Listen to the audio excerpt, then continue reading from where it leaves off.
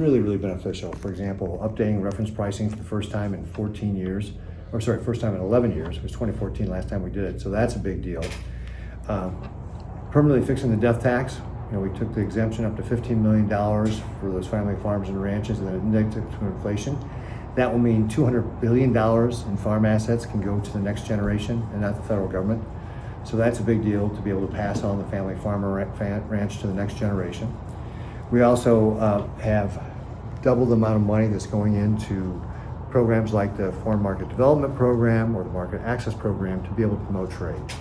I think it's going to be about $285 million total that will help us sell more of our products overseas. So that's a big deal for agriculture.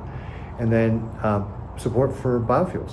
So 45Z getting extended will help us with our ethanol plants, biodiesel, renewable diesel, all that to be able to help do it. That's important because about 40% of our corn crop goes to ethanol. We're the second biggest ethanol state.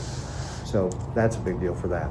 So we hit upon those things that's in the one big beautiful bill, but we also talked about different issues, for example, like responding to the fires, and some of the big takeaways there is improving the communication between the local, state, and federal government on fighting fires.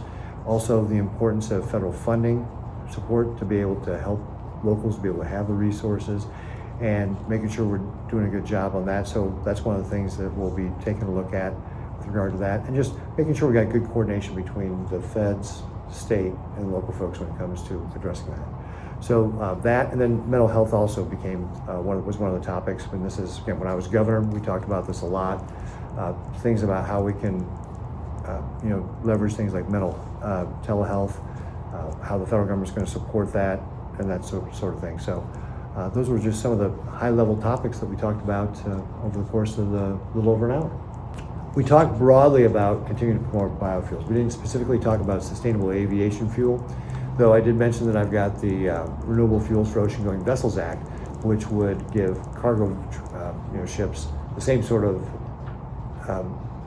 tax credits that you can get for having ethanol put in your car.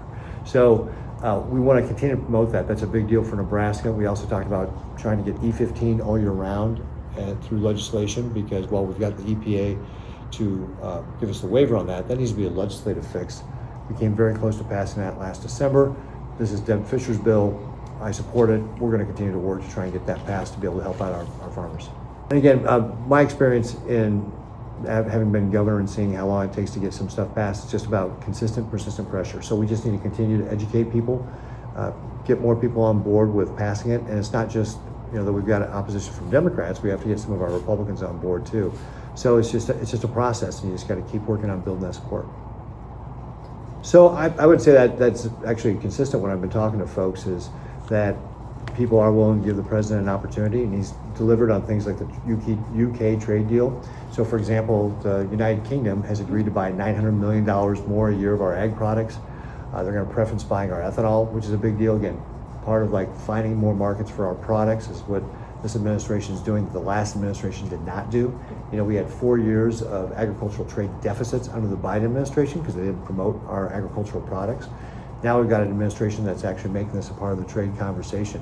So we see deals like with the United Kingdom where we can sell more of our ethanol. They've taken the tariff-free beef level up from 1,000 metric tons to 13,000 metric tons.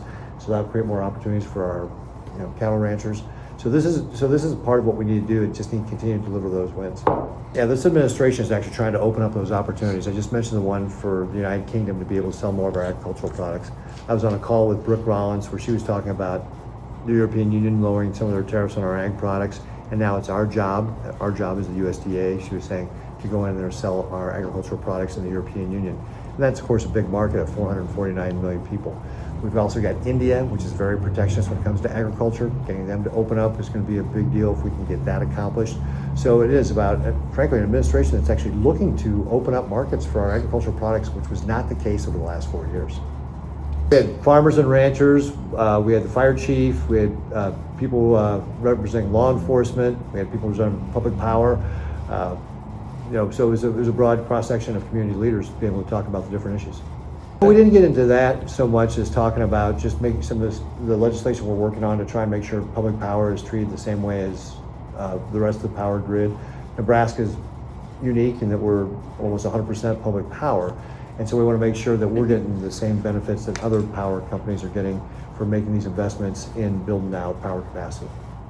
So that's just sort of like giving tax credits to private companies that you say, hey, can the Right. government So also? So our public companies ought to be able, or our public power ought to be able to get similar type of credits for making investments in growing our production capacity.